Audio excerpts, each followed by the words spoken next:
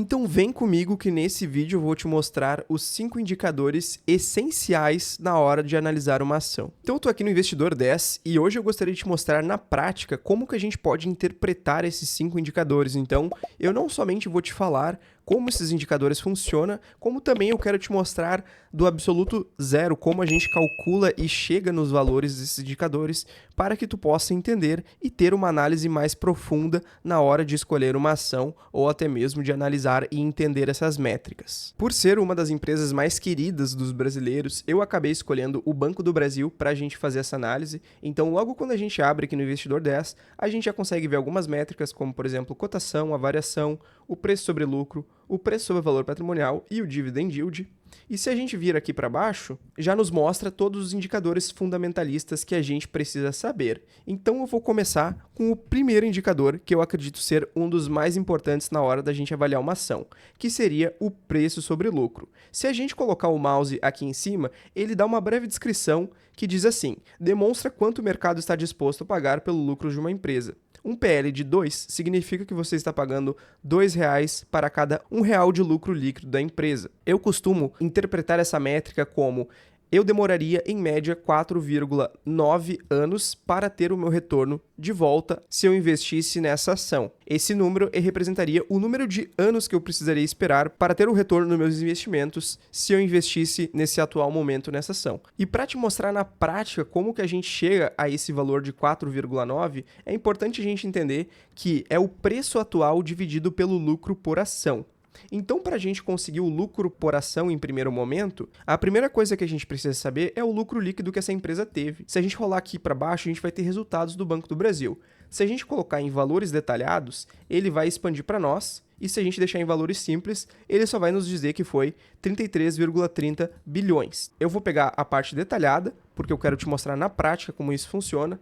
Vou abrir minha calculadora e aqui a gente vai colar o lucro líquido. A gente sobe um pouco mais, a mesma coisa, a gente coloca em valores detalhados e vai aqui mostrar o número de papéis que nós temos para o Banco do Brasil, que aqui seria 2.865.417.000. Então, a gente vai pegar esse lucro líquido e dividir pelo número total de papéis. E com isso, a gente vai ter aqui um lucro por ação de 11,62 se a gente arredondar essa terceira casa decimal aqui. Quando a gente sobe aqui, a gente vê exatamente essa métrica aqui, ó, já calculada pra gente. Às vezes a gente vê tantas métricas já prontas aqui no Investidor 10 que a gente acaba nem sabendo como de fato elas são feitas. Mas agora tu já sabe. É basicamente pegar o lucro líquido que a empresa teve no último ano, dividir pelo número de papéis que essa empresa possui, e então tu vai ter um lucro por ação. Ou seja, se tu investisse no Banco do Brasil, em média tu teria um lucro por ação de R$ 11,62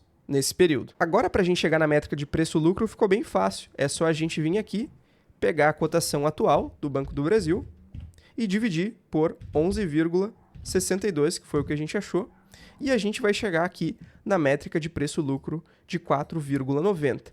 Bem o que a gente estava buscando. Tu acabou de aprender como calcular o preço-lucro de uma ação de forma bem simplificada. A segunda métrica que eu sempre olho em uma ação é a respeito da margem líquida. A margem líquida, se a gente colocar aqui, a gente vai ver que é o lucro líquido dividido pela receita líquida. E isso indica o quanto da receita, de fato, é convertida em lucro. E para fazer a margem líquida é mais fácil ainda. É só a gente vir, então, até os resultados da empresa e a gente vai pegar aqui o lucro líquido novamente, dividir esse lucro líquido pela receita líquida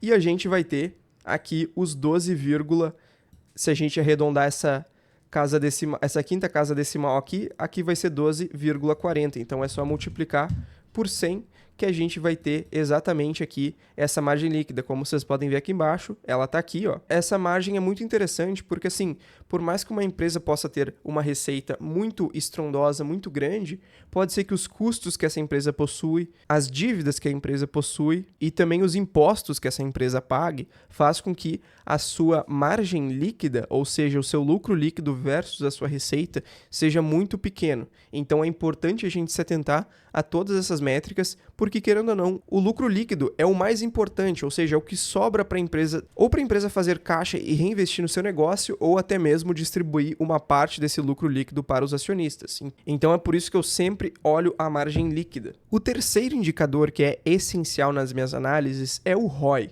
Então, como a gente pode ver aqui, ele representa o lucro líquido dividido sobre o patrimônio líquido que a empresa possui. Então, eu costumo interpretar esse indicador da seguinte maneira: dado o patrimônio que a empresa tem e o lucro que ela teve no último ano, o quanto esse lucro representa desse patrimônio, ou seja, todo o valor que a gente colocou nessa empresa, quanto que o lucro que ela teve no último ano representa desse valor de patrimônio colocado. Então ele fala muito sobre o capital próprio que a empresa possui, conforme diz aqui na descrição do Investidor 10. Quanto maior esse indicador, melhor. Então os acionistas estão recebendo o valor sobre o seu investimento.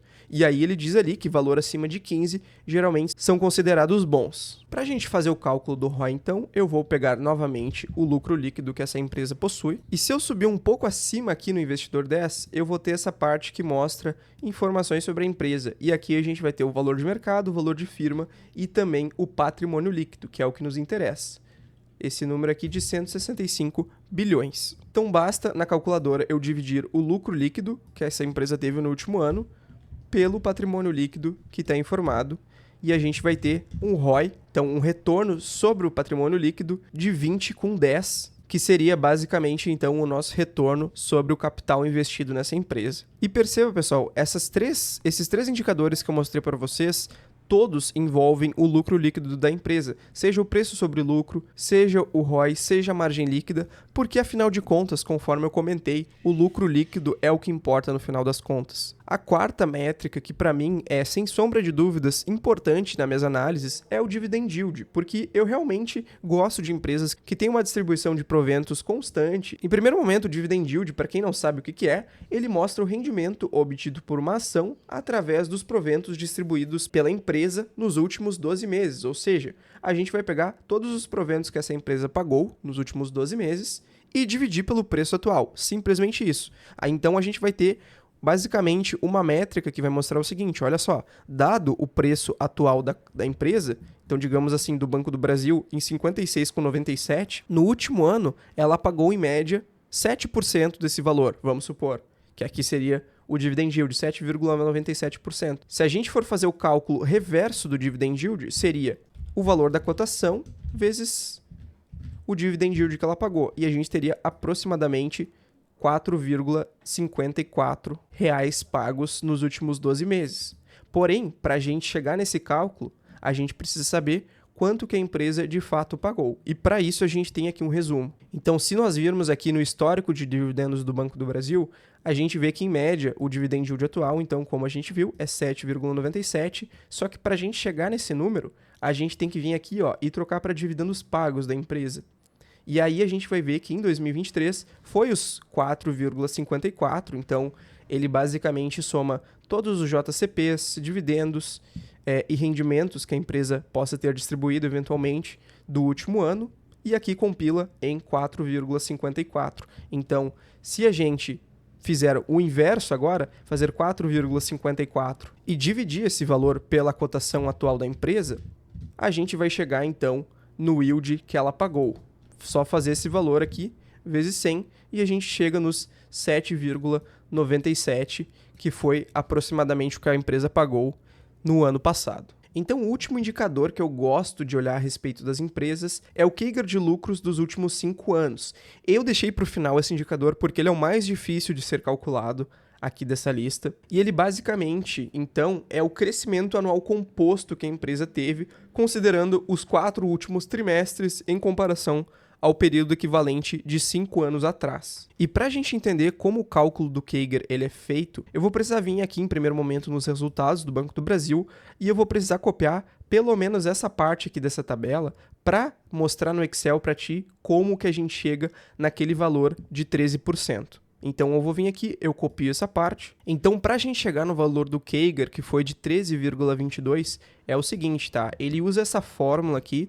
Então, eu vou colocar aqui no Excel para facilitar a nossa vida. Eu peguei os últimos resultados que a gente teve do Banco do Brasil, direto do site do Investidor 10. Então a gente vai pegar aqui o lucro líquido que a empresa teve, ou seja, o valor final desse lucro líquido, dividir pelo valor inicial que a gente teve há 5 anos atrás, então seria aqui de 2019.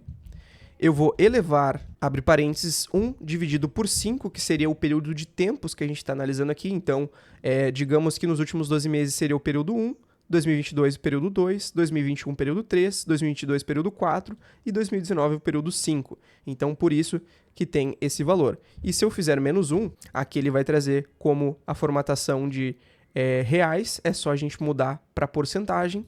E ele vai trazer, então, de fato, os 13,22, que foi o valor que indicou na plataforma do Investidor 10. Então, é basicamente esse valor de crescimento composto frente aos últimos 5 anos que a empresa teve. Então, é muito interessante ver o histórico desse indicador, justamente para ver como que a empresa está se apresentando em relação aos lucros que ela teve frente a 5 anos atrás. Ela está crescendo ou ela está estagnada? Outra métrica interessante de ver também seria o CAGR de receitas. Essa empresa está crescendo ou ela parou no tempo? Então, essa métrica, para mim, ela é bem importante e eu sempre acabo olhando ela. Então, basicamente, esses foram os 5 indicadores que eu sempre olho ao analisar uma empresa. Então, é o preço sobre lucro, é o ROI, a margem líquida, o dividend yield e o CAGR sobre lucros.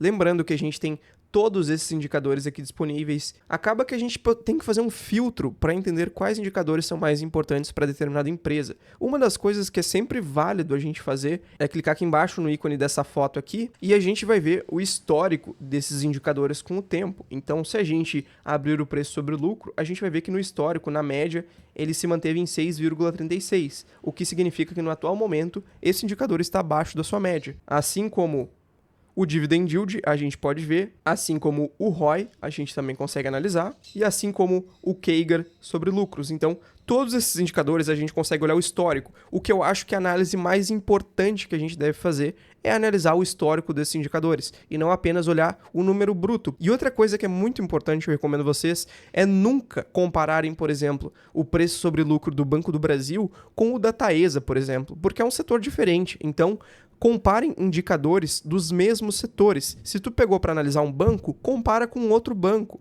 Não compara com uma empresa de saneamento ou até mesmo uma empresa de máquinas industriais, porque essa não é a forma mais eficiente de fazer um comparativo entre ações. E para isso, aqui no Investidor 10, ele tem essa aba de comparador de ações, então se tu quiser comparar esses indicadores, que agora tu já viu os 5 indicadores que eu considero mais importante, e tu também pode elencar os 5 que tu considera mais importante também, e comparar eles com outras empresas, como por exemplo, o Itaú, o Bradesco, aqui nesse exemplo que a gente está com o Banco do Brasil, entre outros. Então é isso, eu espero que esse vídeo tenha sido útil para ti. Eu queria fazer um vídeo mais direto ao ponto mesmo, mais a respeito dos indicadores essenciais que tu deve olhar numa análise de uma ação, e eu espero que esse vídeo tenha te ajudado. Se tu gostou, deixa o like no vídeo e não se esqueça de se inscrever se tu não é inscrito, e até a próxima.